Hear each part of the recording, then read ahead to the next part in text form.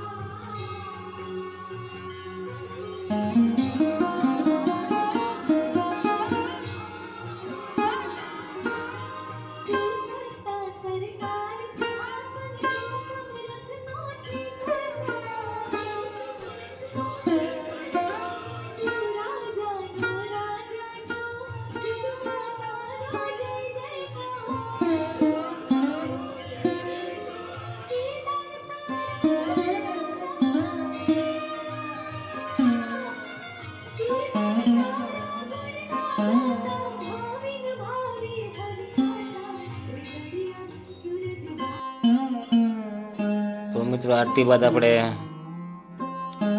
સૂર્યદેવના દર્શન કરીએ મિત્રો।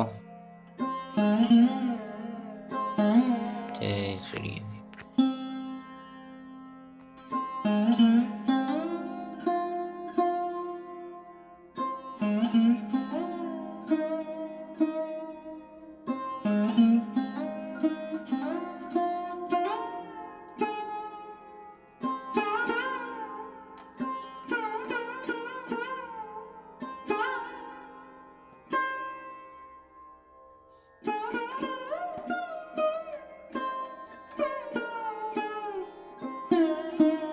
તો મિત્રો, સૂર્યદેવના દર્શન કર્યા બાદ અહીં તમે જોઈ શકો છો અહીંનો ઇતિહાસ, જે ભેટડિયા ભાણ અને સૂર્યદેવ મંદિરનો પૂરેપૂરો ઇતિહાસ તમને અહીંથી મળશે મિત્રો।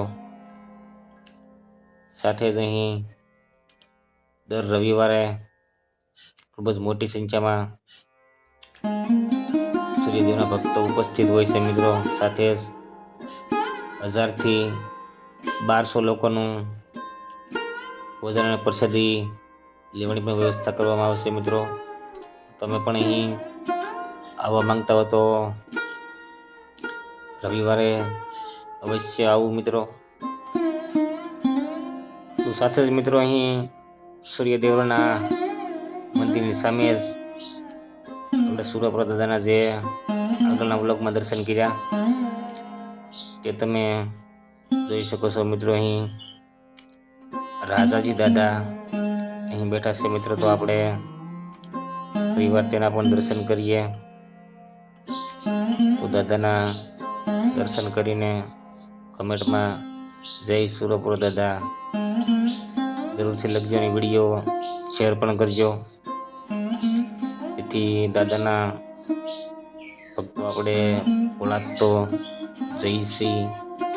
તો બોલાથી થોડા કિલોમીટરના અંતરે અહીં રાજાજી દાદા બેઠા છે મિત્રો, જેના તમે દર્શન કરી રહ્યા છો। જય દાદા।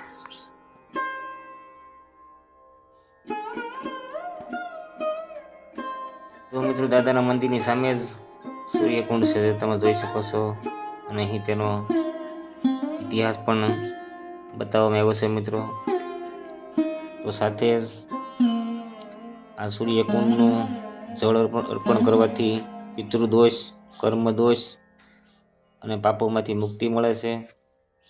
આ જળ ગ્રહણ કરવાથી ચર્મરોગ અને નાના મોટા રોગોમાંથી મુક્તિ મળે છે મિત્રો.